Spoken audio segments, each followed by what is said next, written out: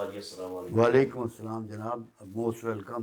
بہت شکریہ، آپ نے ایک مرتبہ پھر ہمیں قائم عنایت فرمایا اور ہمارے ناظرین و سامعین تک آپ کی جو ہے وہ پر اثر گفتگو پہنچے گی۔ بابا جی میں یہاں سے سٹارٹ کرنا چاہتا ہوں کہ آپ الحمدللہ لوگوں کا علاج کرتے ہیں، تو یہ جو طریقہ علاج ہے یہ نہ ایلوپیتھی کے اندر ہے نہ ہومیوپیتھی کے اندر ہے، ایک ہولسٹک ڈاکٹرز ہیں امریکہ کے اندر جو ہے وہ مختلف جڑی بوٹیوں سے علاج کرتے ہیں، ان چیزوں کی طرف آ رہے ہیں، یہ طریقہ علاج آپ نے کہاں سے لاگو کیا؟ بہت شکریہ آپ کا، یہ بہت بنیادی سوال ہے ہمارے شعبہ سے، جس شعبہ کو ہم 30 سال سے لیے بیٹھے ہیں۔ یہ ہم نے کہیں سے نہیں لیا، اس کے دو پہلو ہیں۔ ایک پہلو یہ ہے کہ رسول اللہ صلی اللہ علیہ وسلم کی زندگی مبارک کا جب مطالعہ کیا تو یہ بات سامنے آئی کہ آپ کے پاس بہت دنیا آتی تھی، اپنی ہر ضرورت لے کے لوگ آپ کے پاس آتے تھے، تو آپ کے 4 طریقے لوگوں کو ڈیل کرنے کے ہمیں نظر آئے۔ آنے والے کے لیے دعا کرنا، اگر اس کو جسمانی عارضہ ہے تو اسے کوئی کھانے پینے کی چیز ایڈوائز کرنا، اور دم فرمانا۔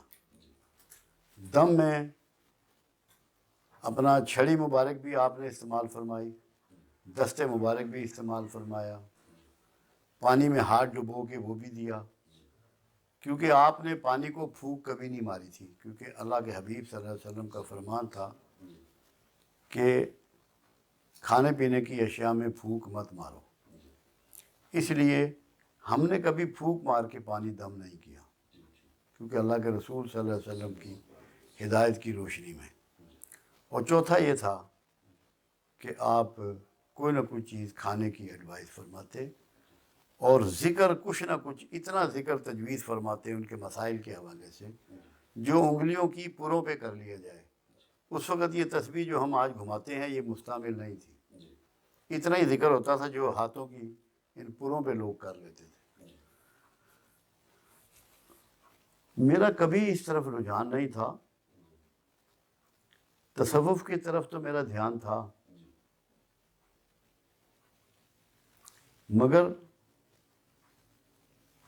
اس علاج کی طرف مجھے کوئی نہ رہنمائی تھی، نہ میں نے کبھی سوچا تھا۔ میں نے جب ریٹائرمنٹ لی 92 میں،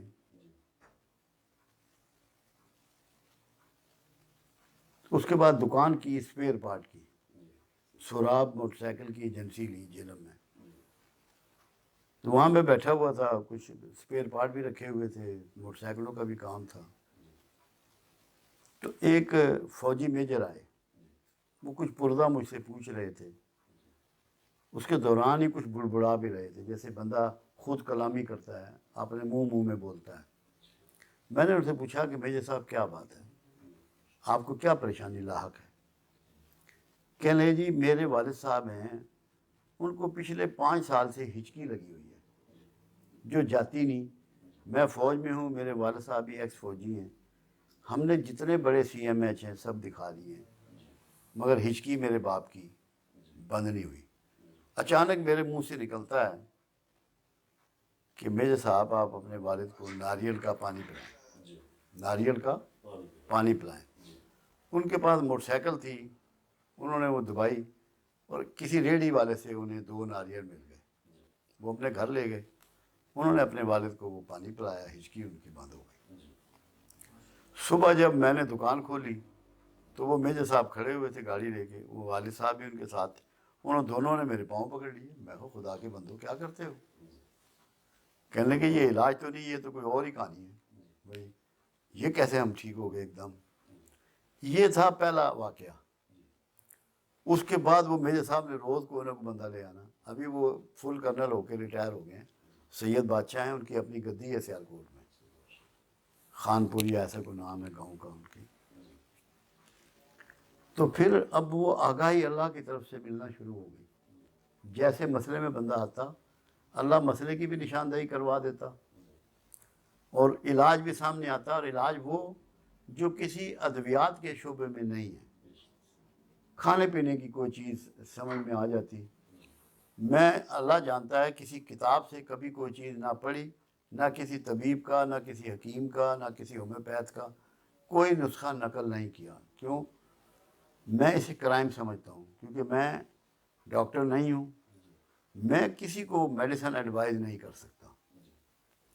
اللہ کا ذکر تجویز کرنا، دعا کرنا، دم کرنا، اور کھانے پینے کی کوئی اشیاء جو اس کے ارد گرد روزمرہ کے معمولات میں اور ماحول میں بکھری ہوئی ہیں وہ ایڈوائز کر دینا. یہی چل رہا ہے ابھی تک. اور کم از کم اب تک جو میرے پاس فگر ہے، 94 سے یہ سلسلہ شروع ہوا ہے، اب 2023 کی فروری ہے، کم از کم 23 لاکھ لوگوں کا میں علاج کر چکا ہوں. اور لوگوں کی جو درست ہونے کی ریشو ہے، جو صحت مند ہونے کی ریشو ہے، وہ تقریباً 95%، جو کہیں بھی آپ کو یہ ریشو نہیں ملے گی. اور سب سے بات یہ ہے کیونکہ اللہ کے ہاں جو سب سے مقبول چیز ہے وہ اخلاص نیت ہے. ہم نے آج تک کسی سے ایک پیسہ معاوضہ نہیں لیا اس 30 سالوں میں. معاوضے کا ہمارے پاس کوئی تصور نہیں ہے، کیونکہ اس خدمت کے سلے میں اللہ میرے غلطیاں اور کوتاہیاں اور گناہ معاف کر دے، یہی میرے لیے بہت بڑی عطا ہوگی، مالک کی بڑی مہر ہوگی، بڑا فضل ہوگا. اس کے علاوہ کبھی کوئی سوچا نہیں. یہ چل رہا ہے اور ابھی تک اس میں بڑھوتی ہے، کمی نہیں ہوئی. اب یہ کیا ہے میں نے، کیونکہ اب مہنگائی بہت ہو گئی ہے، سفر مشکل ہو گئے ہیں، لوگوں کے پاس وقت کی بھی قلت ہو گئی ہے.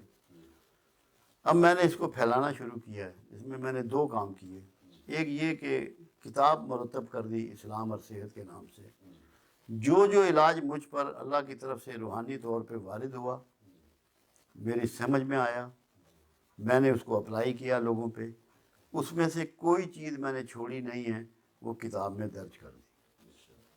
جو ذکر میں جرنلی دیتا ہوں وہ ذکر بھی اس میں درج کر دی ہے. اور اس کی بنیاد جو اٹھائی ہے وہ ایک ہی بات پر ہے. یہ کائنات اللہ کی ملکیت ہے، کارخانہ ایک قدرت ہے، اور انسان جو ہے وہ اللہ کے کارخانے کا مزدور ہے. اور کوئی کارخانہ دار، کوئی مالک کسی کارخانے کا اپنے مزدور کو بیمار نہیں دیکھنا چاہتا، کیونکہ اس کے کارخانے میں رکاوٹ پیدا ہوتی ہے، اس کے کام میں رکاوٹ آ جاتی ہے. اس لیے اللہ صحت کے معاملے میں بہت کانشیس ہے. اس نے ہر پیغمبر کو اس کا علم عطا فرمایا. عیسیٰ علیہ السلام کو طب کا معجزہ عطا فرمایا. اور رسول اللہ صلی اللہ علیہ وسلم کی ذات گرامی میں، کیونکہ اس نے تمام انبیاء کے جو کمالات ہیں اور خصائص ہیں خاص، اور جو ان کے خاص علم ہیں یا خاص عطا ہے اللہ کی یا معجزاتی طور پہ ان کو ملا ہے، وہ سب کو سمیٹ دیا کملی والے کی ذات میں، اس سے مزین کر دیا سرکار کو. تو وہاں سے طب نبی سے بھی بہت سی چیزیں ہمیں ملتی ہیں. اور ایک چیز نے بہت امید دلائی، جو اس کی وجہ بنی کہ اتنے شدت سے کام کرنے کی اور محنت سے اور لگن سے، کہ آپ کا ایک جملہ ہے کہ اللہ نے آسمان سے ہر بیماری کا علاج اتارا، صرف 2 بیماریاں ایسی ہیں جن کا علاج اللہ نے زمین پر نہیں اتارا، ایک موت اور ایک بڑھاپا. میں لوگوں سے کہتا ہوں جو لوگ یہ کہتے ہیں کہ اس کا علاج نہیں ہے، ان کو یہ ہرگز نہیں کہنا چاہیے. ان کو یہ کہنا چاہیے کہ میرے علم میں اس کا علاج نہیں ہے. جب مخبر صادق نے بتا دیا کہ ان 2 کے علاوہ ہر علاج موجود ہے، اس لیے ہمارے ہاں ان بیماریوں کا بھی علاج ہوتا ہے جو ابھی لوگ کہہ رہے ہیں کہ یہ نامعلوم ہے. برس کا ہم علاج کرتے ہیں، کوڑ والے کا علاج کرتے ہیں، مسکولر ڈسٹرافی والے کا علاج کرتے ہیں، کینسر والے کا علاج کرتے ہیں، ریٹارڈڈ اور سیمی ریٹارڈڈ بچوں کا علاج کرتے ہیں. یہ حرام مغز کو ڈیمیج ہو جائے، چوٹ لگ جائے، خرابی پہ، اس کا علاج. مطلب ایسی چیزوں کو کیوں؟ ہمیں تو ہمارے آقا نے کہہ دیا کہ موت اور بڑھاپے کے علاوہ ہر علاج موجود ہے. 30 سال میں کسی کو ریفیوز نہیں کیا، کسی کو انکار نہیں کیا. اللہ کا احسان عظیم ہے. اب ہم نے یہ کیا کہ تقریباً 230 جگہ پہ اپنے اسٹوڈنٹ بٹھا دیے. ان سب کو یہ کہا کہ یہ کتاب پڑھو، اسلام اور صحت. اور معاوضہ اللہ کے علاوہ کسی سے طلبگار نہ ہو، معاوضے کا لالچ مت کرو، تو اللہ تعالیٰ شفا دینے والا ہے، وہ تمہارے لکھے میں، تمہارے دم کیے میں شفا ڈال دے گا، اور لوگوں کو صحت تقسیم کرو۔ کیونکہ مجھے ایک بات پتہ ہے کہ 4 باتیں ہیں جو بہت بیسک ہیں خدمت میں، اول ترین وہی ہے۔ پہلے نمبر پہ ہے بھوکے کو کھانا کھلانا، ہم بھوکوں کو کھانا بھی کھلا رہے ہیں۔